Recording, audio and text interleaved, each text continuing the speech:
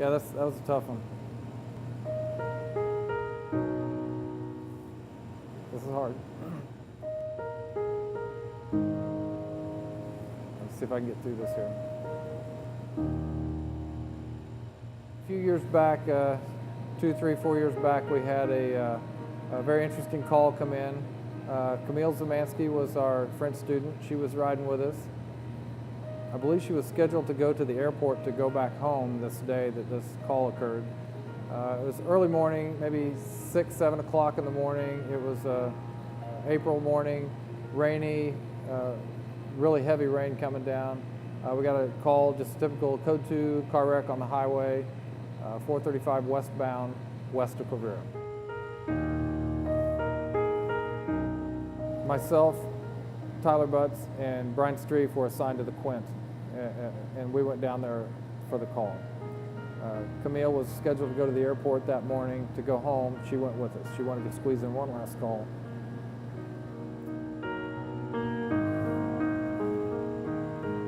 As we're getting there, we're getting reports of the call was possible 2 ejections. So kind of increased our level of awareness of the severity of the call. And we get there, we can see some activity down on the 435 on the eastbound lanes.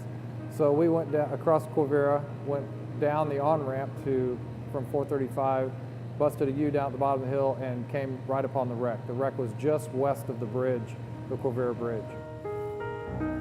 There's a plumbing van, a big white plumbing van parked there, a car with some damage, and another car parked over on the south side of the road. As we approached the scene, monsoon type rain, I mean pouring down rain, water standing on the highway. And we see these 2 girls that looked like they'd been hit by a car, and it was a significant impact. These girls it was a devastating car wreck. Marguerite hydroplaned on the water, slid over, hit the center barrier, Jersey barrier, and minor damage to her car. Lacey sees this happen, so she pulls over. She was the second car I referred to on the south side of the highway and parked almost underneath the Quivira Bridge. That's how close we were to the bridge. She walks across the highway. There's not very much traffic at all. Again, it was like a Sunday morning. It was an early morning call. And there, Lacey and Marguerite are standing there discussing the damage to her car and are you hurt? And they're both nurses. And so they were kind of coming up with a game plan, and this plumbing van comes up and hits both of the girls.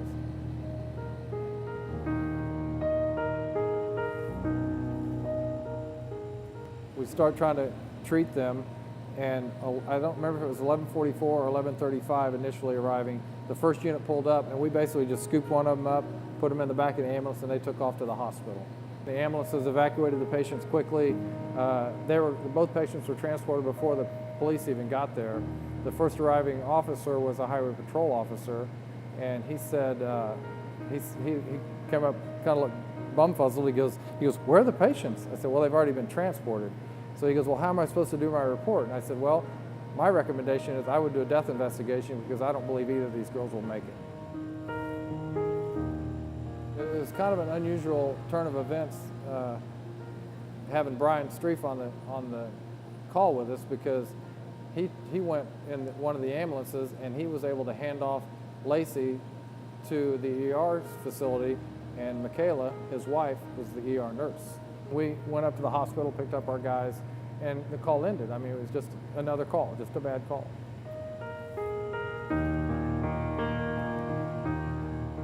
Quite a few months later, maybe even a year later, we get a random call, and it's Lacey or her family, one of the two. They wanted to come up and meet us. So we welcomed that. It's a rarity that happens. And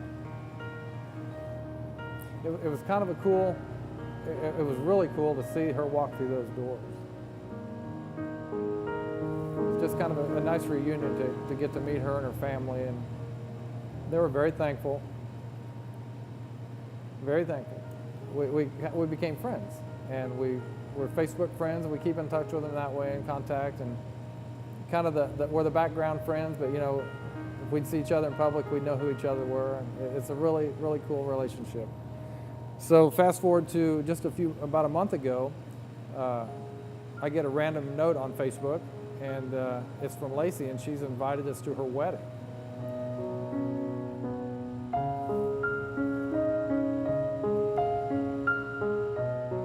Once we got to the wedding, we got to meet her family and see Lacey again, got to meet her new husband.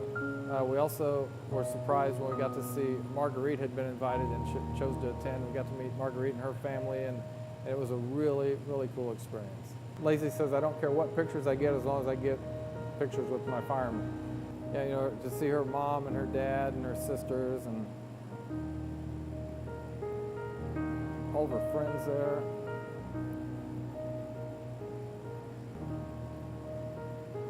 Could have not happened.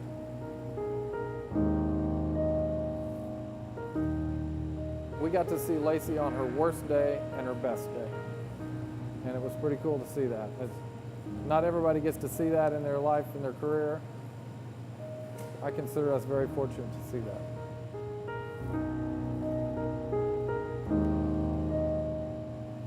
I would have to say that those two girls and all the other people that we run are very fortunate to have who we have here responding to their calls. We have some of the best in the business working for Overland Park Fire Department.